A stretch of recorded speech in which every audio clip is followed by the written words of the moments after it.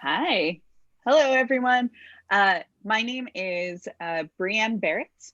I am the interim associate artistic director at Theater Exile. Um, and I will repeat all of this in just a moment when there are more people. But I did want to take a moment to let our guests introduce themselves and share with you their their titles and resumes, their awesomeness, as I like to think of it. So, Frank, if you want to introduce yourself, please do so. Sure. My name is Frank Lee. I'm a professor at Drexel's digital media program. And I'm the co-founder of the game design program at Drexel, which is one of the top ranked game design programs in the nation, which I'm deeply proud of. Um, I guess probably what I'm best known for within Philadelphia is the giant Tetris and Pong game that I put on as an exhibition during 2013 and 2014 as part of Philly Tech Week. And yeah, that's who I am. Great. And you also are the founder of the Entrepreneurial Game Studio at Drexel, correct?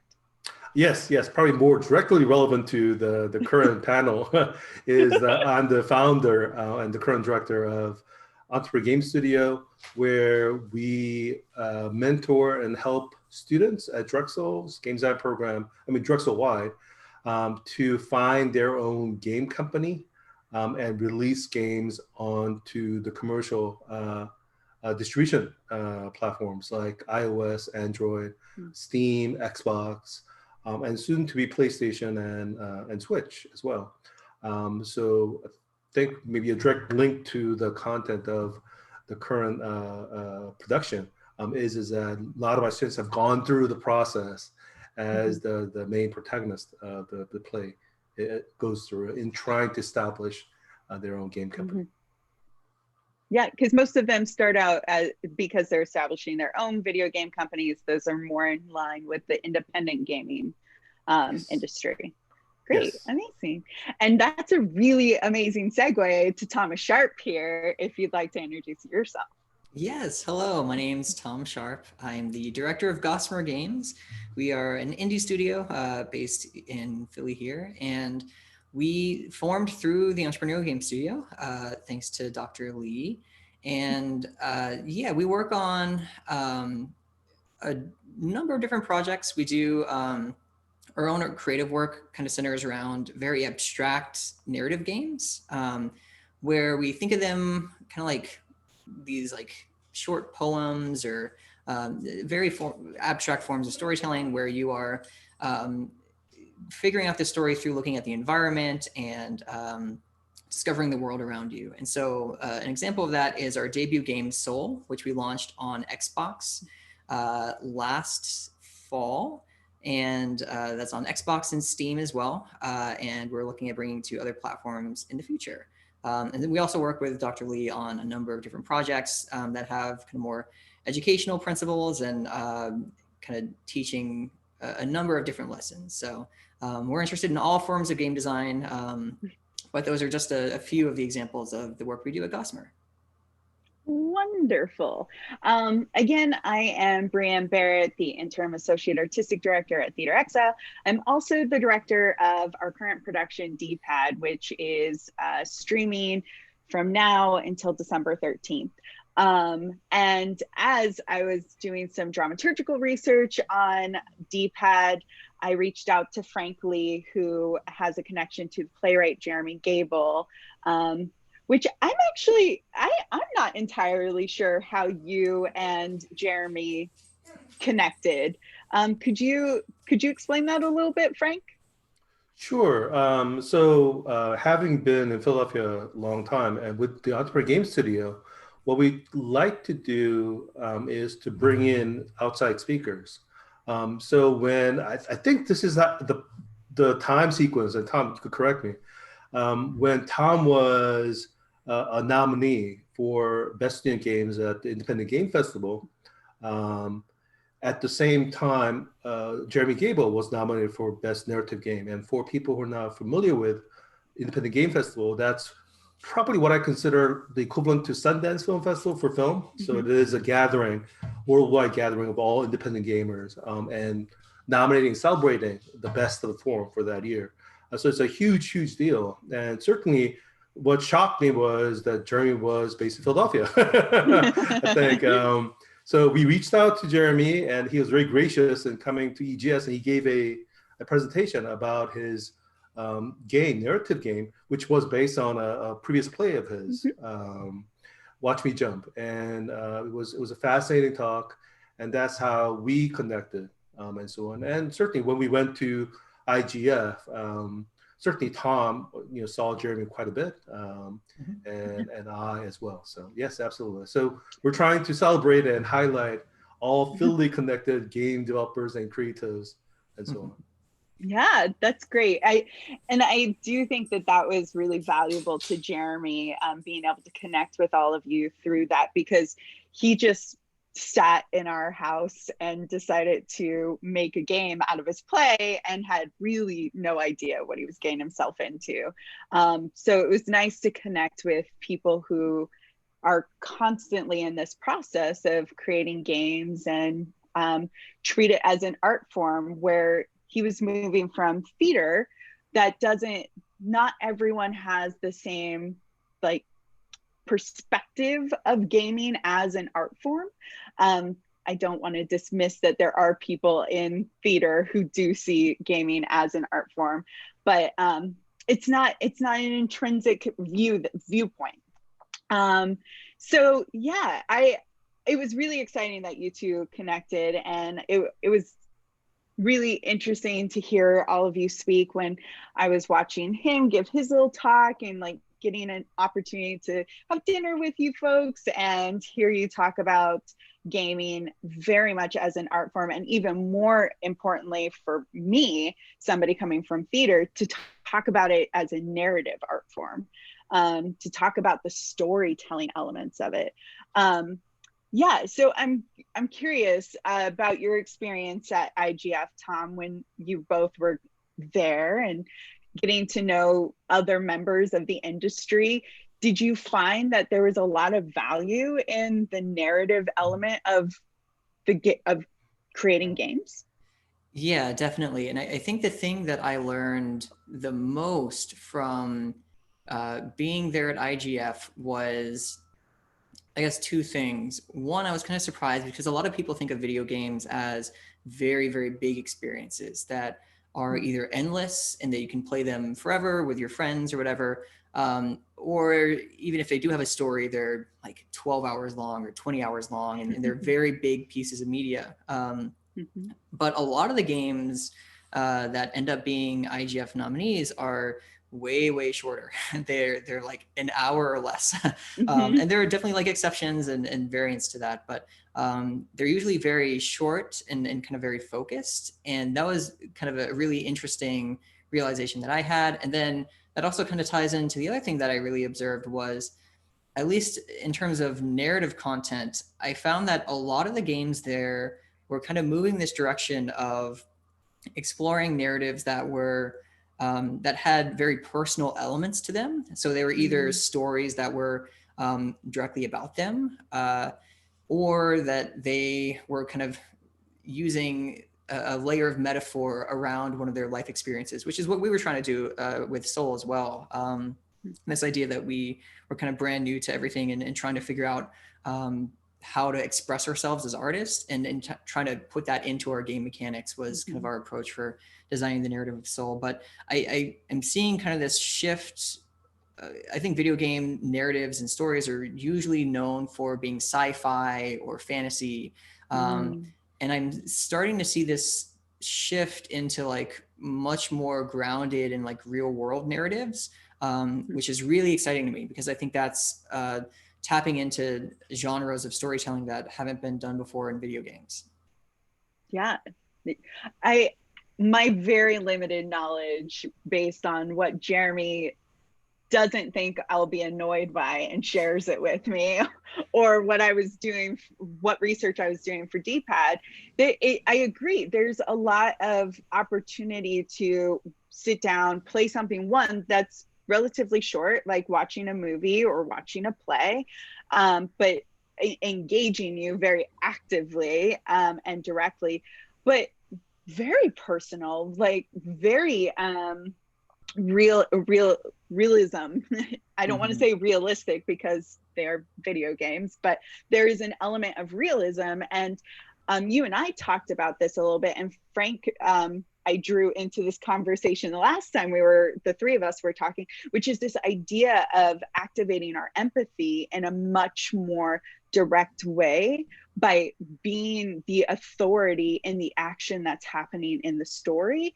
And it very different than what I always associate with theater, which is that you're teaching empathy by sharing a perspective on a story of someone else's circumstances and having an audience have to like relate or find something connective to those characters in that story.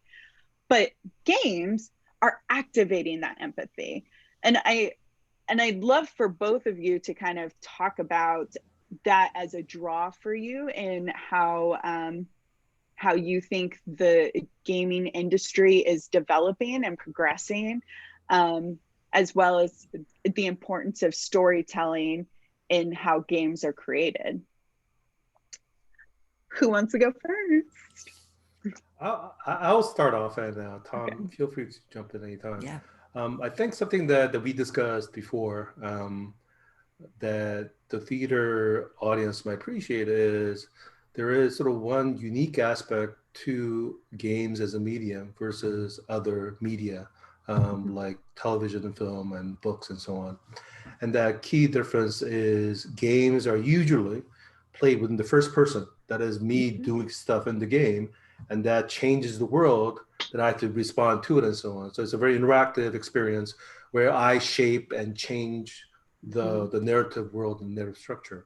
And that's very different than almost really every other medium, where it's much more one way, and then you are just passively experiencing it as a third person, kind of watching, and so on. Given that, I think there is a strong, really great potential to use games to tie deeply more towards empathetic or empathy and other type of sort of human, I guess, emotions, mainly because it's me making those choices in that game world. And probably the best example that I have is I was reading an article about this game called This War of Mine, where if you see most war games, it's from a perspective of you being a soldier, right? A war fighter within that game, like Call of Duty would be a good example of it. But within this game, the war is going on around you, and you're just a survivor trying to survive in this war-torn country. And what you would do within the game is to go out each night to try to scavenge for supplies, food, and other stuff, and come back to your essentially own home. You have to decide, if someone comes to your door asking for help, whether to let them in, because they could be essentially gangs trying to take your stuff as well. So within this article that I read, there was a player, and she went outside to forage and found this relatively untouched house in this war zone. Went inside, and there was an elderly couple, but their stock was full. Right, it was all all the shelves were full and so on. So, like all gamers will do in that situation, take everything. You don't know what it is, you take everything. So she took everything and then went back. As she was taking everything from the cupboards and so on, the elderly couple wouldn't do anything. Wouldn't like hit you or something like that. But would just simply say, "Oh, we need those things for us to survive," and so on. Just kind of letting them know how much they need that stuff, but wouldn't stop you from taking it. So she went back to her house and left the game. After about 6 hours, came back because she felt so bad. She took all the stuff that she took. She went back to the house, put back. Oh, wow. And became bad. Yeah. So that's one example. There are other examples like that where I think it really gets at the fact that it's you making that decision to take this food from that elderly couple versus watching a third person view of someone doing stuff at the screen and so on. So I think that has a very unique and interesting potential as for game as a medium. Yeah, I remember Jeremy was telling me about this game, and if either of you know the name of it, please share. But it had to do with depression. Like it was teaching you what somebody who has depression actually is mentally going through, to give you, like, to really activate that empathy, so that you can know what that experience is like and have a better understanding because you have gone through it versus somebody has explained it to you. I can't remember what it was called, but the idea that games can teach these mental disorders in a more active way to help family members or just society understand a little bit better the needs of people with mental illnesses. I was fascinated, and I feel like that the game that you just described also does that. It's giving you insight into what harm you cause when you don't understand other people's perspectives. Yeah. Yeah, and if I had to guess, I know there is a game called Depression Quest. I think that's what it is. Okay, cool. It just felt way too obvious of a name. And I'm not sure, because there are a few games that are exploring things like this, which again is really, really exciting to me, because I think one of the really interesting things about video games in terms of how they do storytelling and narrative is the player is both the audience and the storyteller at the same time. They're the audience, but they're also in some ways authoring the story to different degrees, depending on how kind of open-ended the narrative is. What Frank is talking about here is kind of having this system of design in place and then letting the player craft their own narratives, which is a really interesting way of storytelling that I think is really great and very well suited for the medium of games. But then you also have this other area where it's a very scripted, very linear narrative with a whole screenplay behind it. And but you're also being told that story as you are like participating in it, or you're like the storyteller and the audience at the same time. And I think that's a really interesting setup, because it does bring you closer into the mind of this protagonist, whoever you're playing as. And I think that allows you to tell stories in a very powerful way. But it's also really hard from a designer perspective, because you can't read your player's mind, because you have no idea who they are. You have no idea their experience with video games. There's a lot of, one thing I'm always kind of struggling with is video games are a very technical thing. They have these controllers and all these buttons, and you have to like know how to use those things. And there are so many barriers of entry to even getting into games. And I think a lot of that has hopefully gone a little bit less with mobile and how powerful those devices are now. But you know, it's still, I think, pretty inaccessible in many ways. But I think the medium is so interesting because it allows you to tell these stories in a way that it's really hard to do, I think, in other mediums. And that's one of the reasons it's so exciting for me as a designer. Yeah.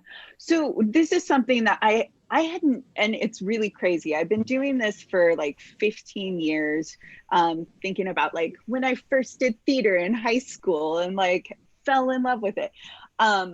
And yet it wasn't until going through this process and trying to understand the value of games as a storytelling mechanism in association with doing theater that I realized the reason that I am so attached to theater is that I have an opportunity to dig deep and become those characters or investigate why these characters are telling the story that we're telling. And actors get that relationship that you're describing of like being the character and trying to understand the psyche of the character so that they can tell the story. And then the audience is the people who are receiving it. And so there's a lot of moments of disconnect. Like the actors don't really get the opportunity to fully understand what is being received, and the audience doesn't fully get that opportunity to like understand why the choices are being made that are being made. And it's interesting that to talk about gaming as choices, because that's the language that we use with actors as directors. Why did you make that choice? What are you doing here? What is activating you to make that choice? That's the language that we're using in order to build an understanding of that character and thus tell their story as honestly and as truthfully as we can for our audiences. When you're gaming, you're doing all of that work yourself within the context of what has been built around you. And that's the audience part of it. The environment is what you are observing as an audience member, whereas like you are making the choices to tell the story. And it really blew my mind when I sat down. I was like, oh my God, we're not like, we have to work together, actors and audience, in order for this full experience to happen that you could possibly get while you play a game. It makes it really lonely, actually, now that I think about it and I'm talking about it, that gaming is like such a siloed experience in a lot of ways. And I think, again, we try to use that to our strength and soul, because a huge theme of the game for us was kind of being this only character in the world and this feeling of loneliness and kind of embracing this idea that we're not creating an environment that is living, that it is kind of this in some ways dead kind of place that you're exploring. But yeah, the way that I kind of approach my design, it's really hard because I almost envision, and it depends again on the type of storytelling you're trying to do in games. Because I think designing kind of a system for emergent stories to happen, I think actually Fortnite is like the best example of this, and is one of the reasons it's so popular, is because you throw 100 people in a giant room and unexpected things are going to happen every time. And you're going to have these mini stories that occur, however you're playing, whoever you're playing with. But I think with a more kind of linear, more scripted narrative, I almost think of it as like, I'm kind of like a play, like me as a designer, I'm kind of like a play director where I'm building the set and I'm placing the actors and I'm orchestrating the music and I'm doing the lighting and I'm choreographing all of these different things. And I'm doing everything to kind of stage that production. But then it's like, all right, I finish it and it's great. And then I say, hey, let's get our main character, our protagonist, into it. And I just hand over the controller and it's this person who has no idea what to do. And there's just kind of improvising their way through the story I'm trying to tell. And that's really interesting because, again, you can't read your player's mind and you have no idea what they're feeling or what they're thinking. And so you're kind of trying to telegraph like what they should be thinking or how they should be feeling. And you never know if that's coming across, but it's also the player is interpreting everything their own way. And every player who plays a game is going to walk away with a different story that they have. If it's, they got stuck under a table, or they like did something and it broke the game, or it's just the way that they play. And inevitably, the way that they move through the game, some players are going to take 5 minutes to go through an environment, some are going to take an hour. And there are so many different stories that can be told through that, that all tie together with the story that I'm trying to tell as a designer and a developer. So there's so many interesting aspects to trying to get in the head of your player, but also letting them tell their own story too. Yeah, absolutely. I was thinking about like a less narrative based game as you were talking, because so I was thinking about Tetris and how you had this big opportunity for people to play Tetris. And one of the things that I was thinking about is the endorphin factor, like the excitement of being able to play a game and achieve something. And to put that on a scale as big as you did, Frank, I wonder if part of what the value of that, and then thus just games in general, is to activate that those endorphins and that accomplishment, excitement, and how you see that in relation to narrative games.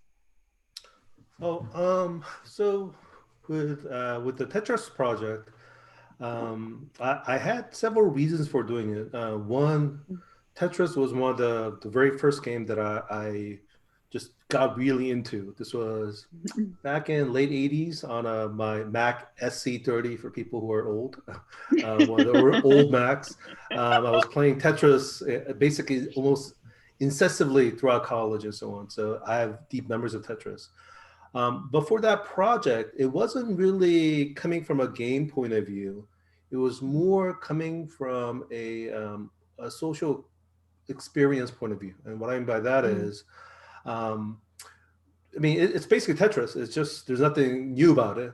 We put it on a huge building.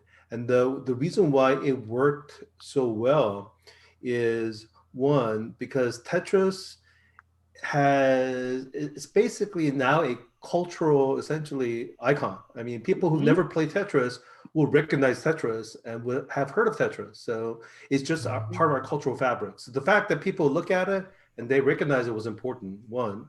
Two, the Sears Center building is unique within Philadelphia, where I put on Tetris back here. In that it's not in Center City, meaning there's no other tall buildings around it. So that building is visible almost throughout the city.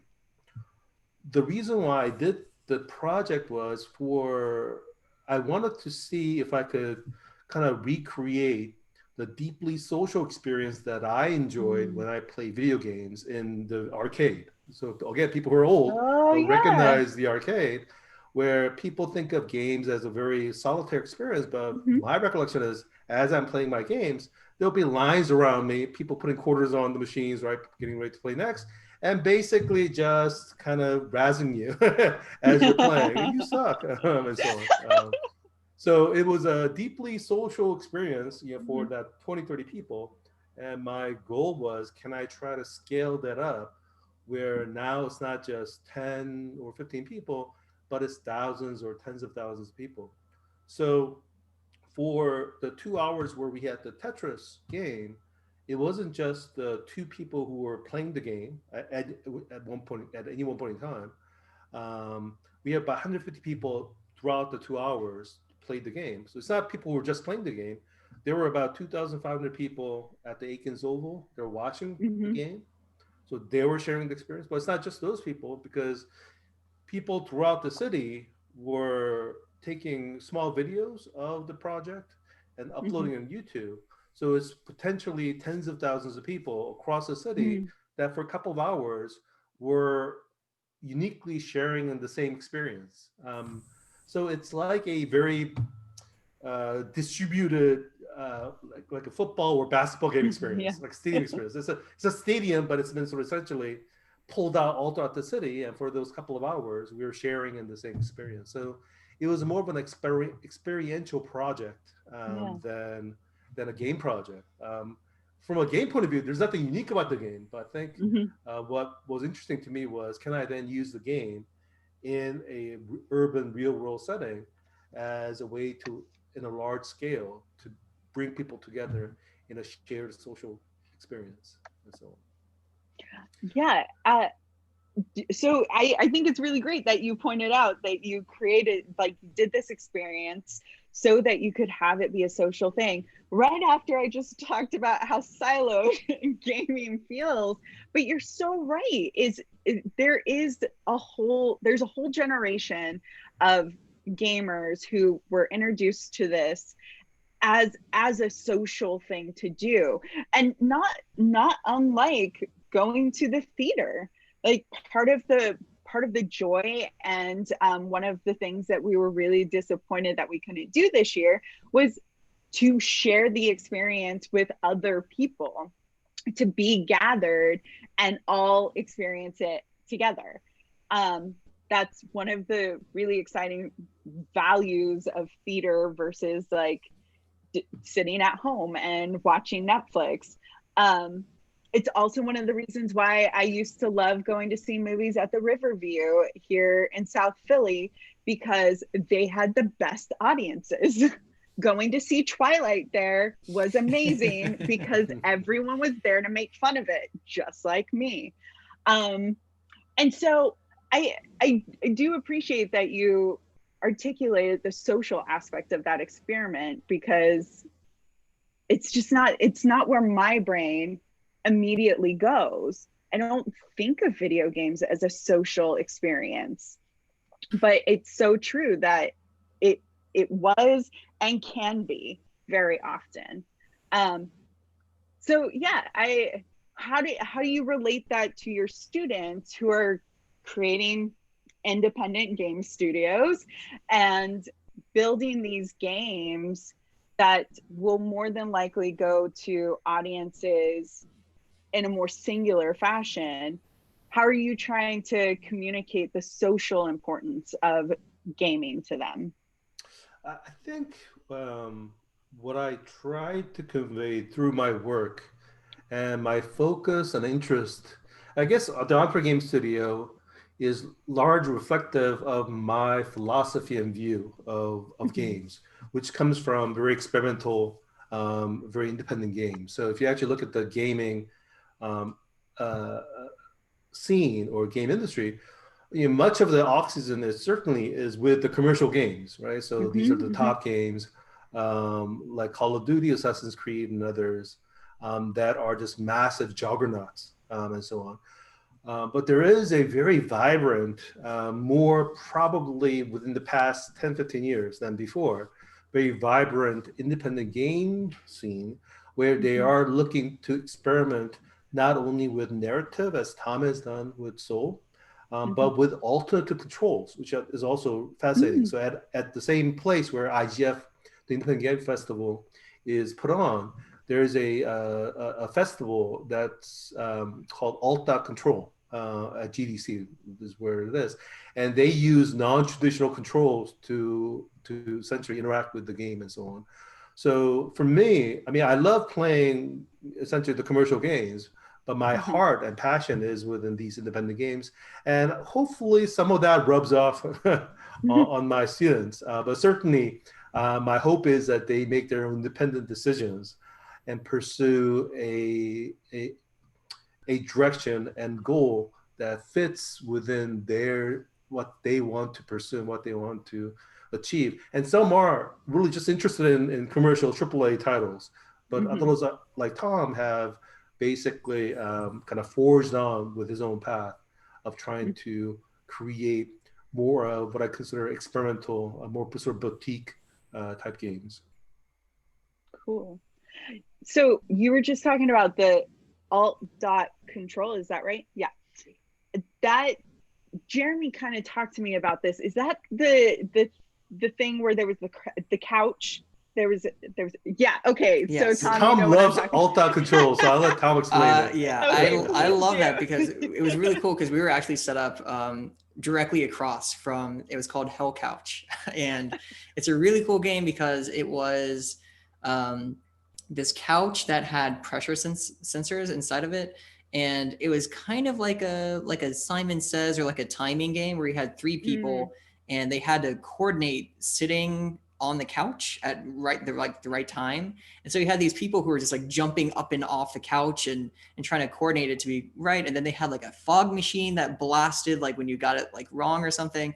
It's this really cool space where it's almost like an art installation meets a game. And because all of them have wildly different control schemes. I think there was one book or one game experience that unfortunately I was showing, so I didn't get to like actually go and like see all these things myself. But I know that there was one project where you actually, I forget the setup, but you actually had to put like books through a shredder and like physically destroy books was like part of the experience. And so it's like this really interesting intersection between like traditional art installation pieces in games.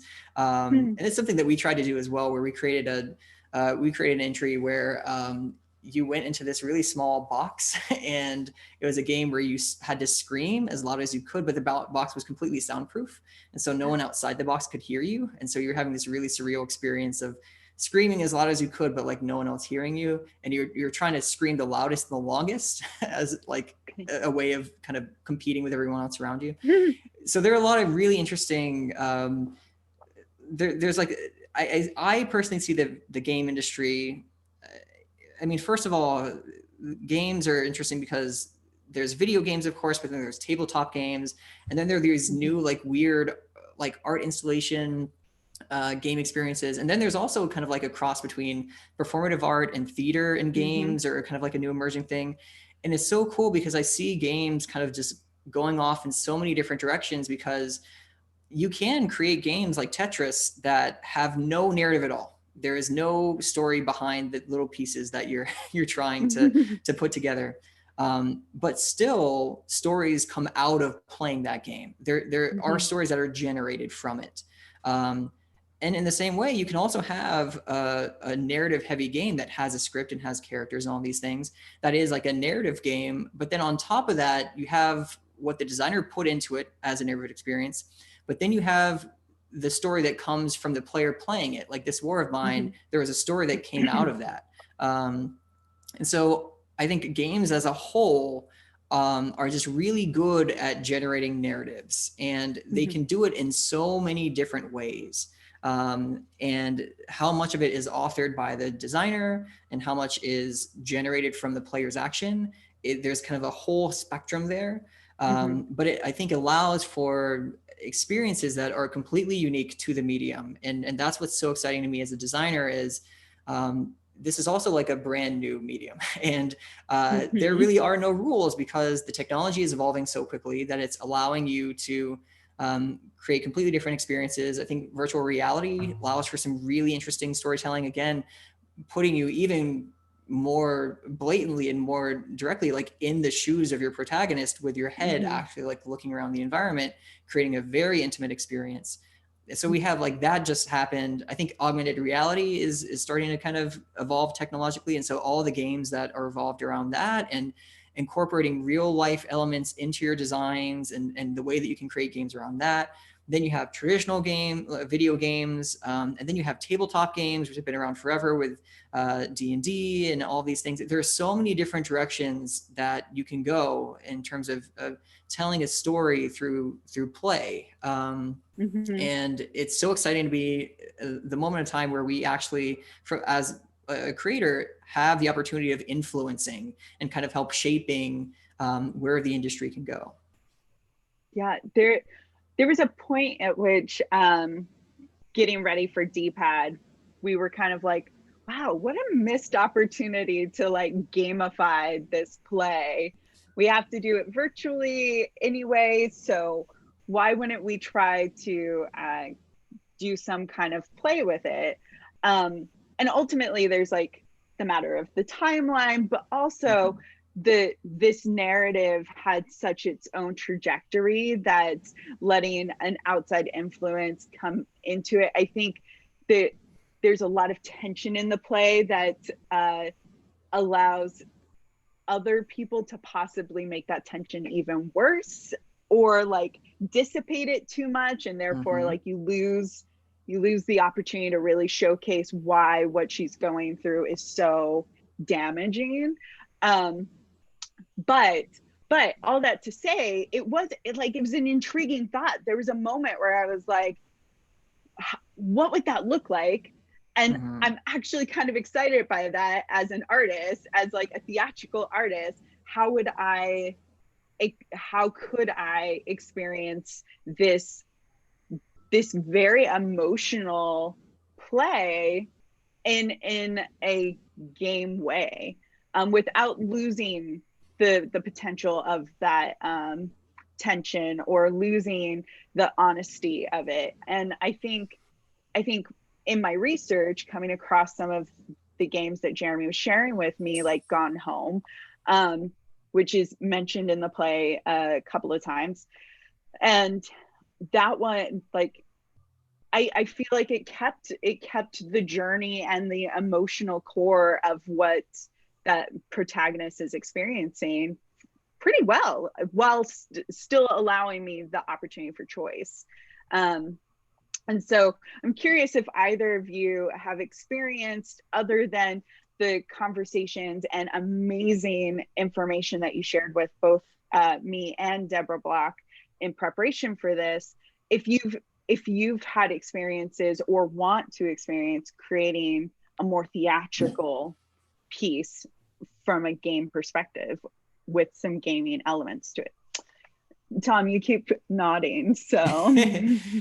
Yeah, I mean, it's something I think about a lot because I'm trying to move into a space where I think the further I go into my design, the more I'm interested in so many different avenues, I guess. Because again, I see the medium, and I am working on projects that are very divergent in terms of what they're trying to do and in terms of the stories that they do generate.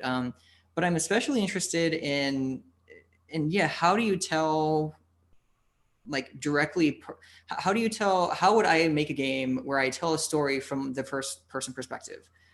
I think there are very few, and again, this is what was really striking to me about the IGF experience, is I think there are more and more creators doing that and inviting you into a story written from the first person perspective and telling a very personal experience. But it's really hard because how do you tell that while you also give up control over what your audience is hearing?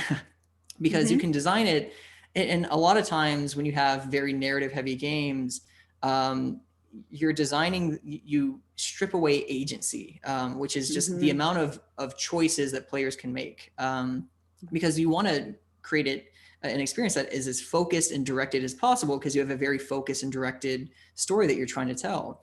But how do you kind of move the interactivity? How do you prioritize that so it's still really expressive and you let the player tell their own stories while they're also hearing the one you want to tell? There are so many ways that you could approach that. And the really cool thing, again, is that right now there are no rules for any of that. Everyone is just experimenting and trying to figure out how do you tell these stories. But then at the other side of things, I'm super interested in experiences that are very performative. I love the idea that the controller is a puppet, or that your character is a puppet and the controller is a strings. And it's this very expressive kind of medium. But then, of course, the player is telling their own stories. And so I'm kind of at this intersection of how do I tell something? Because again, I'm so interested in how do you tell something very personal, because I don't think that's really been done before a whole lot in games. It was a very new concept. But at the same time, letting the players, have their own experience with it. That's kind of what I'm trying to figure out. And I think what a lot of people in the independent game space are trying to figure out, which I think is also really cool, because when you work at a large studio, you have 300 to 2,000 people working on a project. And so it's a huge production. And there's not really the opportunity to tell like super personal stories there. And so I think independent development, especially is well suited to doing something like that. So yeah, I think the future is kind of wide open for any creator to do that. And yeah, it's just a lot of researching to see what are the most interesting stories that people are telling in games. And then how are they doing it, most importantly. Yeah. And Frank, have you had any experiences or want to? Both. So I've had experience and I want to. Back about, I guess, 4 years ago, I had an idea of wanting to try to combine theater piece and game. So I actually had a grant to essentially, I wanted to recreate one of my favorite piece, which is the Orson Welles radio play, War of the Worlds. And What I still am blown away by that particular piece, and I think Orson Welles was 24, so he was really young. But that piece is what I called the first mixed reality piece, meaning that the way that radio play was structured was as like news interrupts, right? So essentially, this is, so and so and so. We're reporting from Princeton. We see these bright lights coming towards Earth. Now back to our regular broadcasting. I mean, that was basically it, right? So what was unique about that piece was that actually caused. I mean, if you came in the beginning, it would have said this is the Mercury Theater production of War of the Worlds and so on. So you knew what was going on. But if you came in the middle, all you know is that there's a reporter who's saying that these are brilliant blue lights coming from essentially towards Earth and so on. So that caused panic. Although there's some dispute about how much panic that it caused. Yeah. What I loved about that piece was that it basically intermingled the reality and I guess and fantasy and narrative, right? Basically use real world places. We are at Princeton, reporting from Princeton. It uses the radio format of news and so on to create this make-believe that we are actually being invaded by Mars. Now, what I didn't want to create panic, but what I did want to create was a one-day event where if we could all make believe that Philadelphia was being invaded by aliens and Philadelphians have to rise up to defend the city.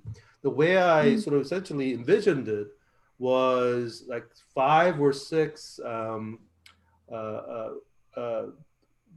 place-specific plays that are linked together to create the narrative. And you would use location-based mobile devices to go from place to place throughout the city. And being a game designer, I wanted not just a single outcome, but I actually wanted possibly that the aliens could win, right? If the Philadelphians don't rise up to defend their city, then the aliens will win. So I want to sort of create and explore that type of experience. We had fun to do essentially a pre-production to sort of test out the idea and so on.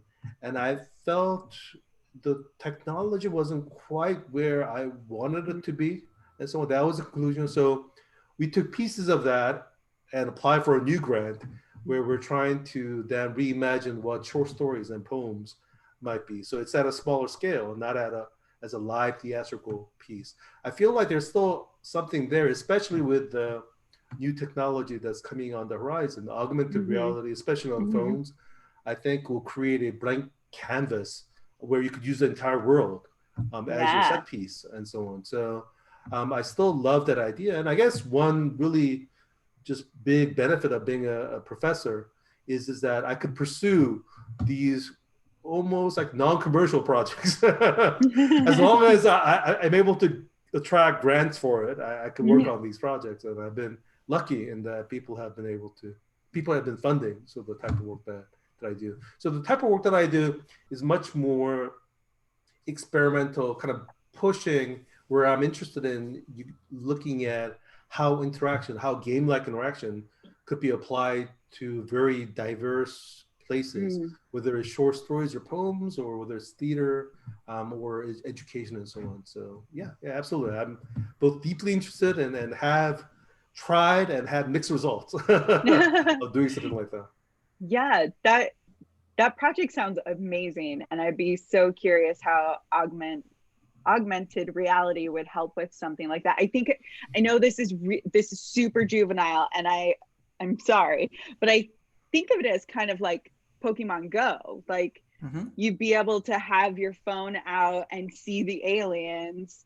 They're like invisible if you don't have that technology, and like that's the story. And that would be like both really fun as like an active thing that I'm doing, but also like a really cool story. Although I would get scared because aliens. But yeah, I was going to just say that maybe a nice example. I mean, so that was one thought that I had. I wanted to essentially have you show up and you could sort of see aliens are coming towards you and so on, right? So that's one aspect of it. That's kind of very straight one-on-one mapping. Another kind of more intriguing project that I had sort of sketched out in my mind, I haven't really pursued, is a recreation of Invasion of the Body Snatchers. I'm a big movie buff, so all of my projects are kind of movie inspired. So Invasion of the Body Snatchers, I mean, for people who are not familiar with the movie, It was, I think, from 1950s, but it was remade several times. There are these alien parasites that come, land, and sort of invade your brain through the ear, I think, and then it takes over your brain, right? So you're kind of zombie doing the bids of your alien master that's controlling your brain. So the initial game, a location-based game, when the location technology was coming into becoming more interesting with iPhone 3G, I think that was in that I wanted to create this game where it's humans versus zombies. So imagine 100 zombies and 100 humans in like 5 blocks square. So on your phone, you're looking down there, there's you as blue dot as a human. There's a bunch of other blue dots, and there's a bunch of other red dots that are zombies, such or aliens, right? So the idea is it takes 2 aliens to convert 1 human. So if there are 2 aliens that are within 10 meter of me, then my phone would vibrate, letting me know that the conversion process started. After 10 seconds, that conversion process will complete. But because they have to be within 10 feet, I could run away, right? You've seen those movies. They're running away from the aliens and so on. So I could run away, and the aliens could sort of maintain that distance and chase me down. What was intriguing about that idea for me was it perfectly captured the experience of not knowing who's human and who's alien, right? Because on my phone, it tells me there are aliens around me. There are all these red dots. But if I look up, they're all just regular people, right? So you have no idea who's actually human and who's actually alien. So that's the game that I actually want to create initially before the World's one. But at the time, again, technology wasn't there for me to try to kind of recreate that with the GPS available. Maybe with 5G, I mean, I might kind of take that up again. But yeah. So I mean, within that, I feel like, as sort of Tom was alluding to, the fact that you are both the participant within the game, that allows you to create your own unique story, right? So I was being chased by these 5 aliens. One was a 13-year-old kid, the other one was a 50-year-old, essentially, lady and so on. They're chasing me down, right? So that's your own story. That's unique to you, almost like no one else, that I think that comes from the interactive aspect of games and so on. And as Tom was alluding to, games are both very new. I mean, the game industry is probably about 1970, so it's been only like 30 years or so as a commercial industry of video games. But games are also very old, right? If you look at the original games going all the way back to 3,500 years, the idea of games have always been with us. And video games are just the current instantiation of the games that we have played since, I guess, I would say, the beginning of humankind, basically.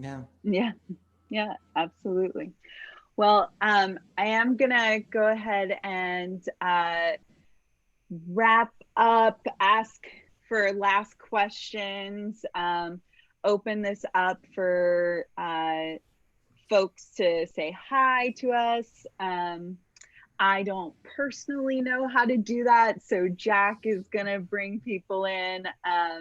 But I just want to say, you two are so smart and really great to talk to. No, every conversation that we've had has been invigorating, like really exciting.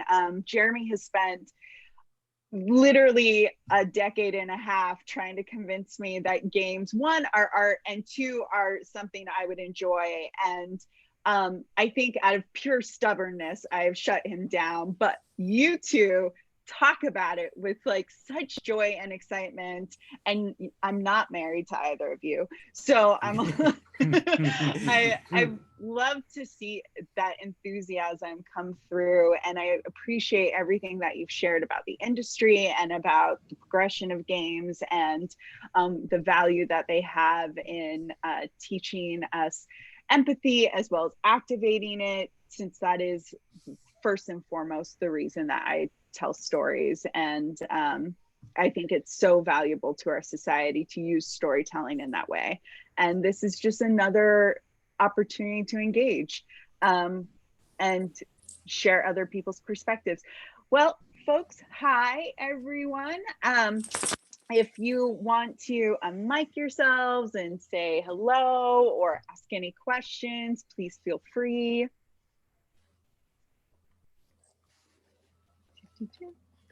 You can also turn on your video, apparently. If you want to turn on your video and say hi, just give a wave, one like that. You're perfectly welcome to. But I do want to thank you all for coming. I hope you enjoyed the conversation with Tom and Frank as much as I did. Hi, Deborah. Hi. I love the engagement with about the stories and the different way of just engaging with story and character. It's just always exciting. I mean, that's what attracts me to theater. And I'm a big game player. I love playing games and anything that just engages you in story. And I feel like there's more and more room for us to collaborate and creating real visceral experiences for audiences.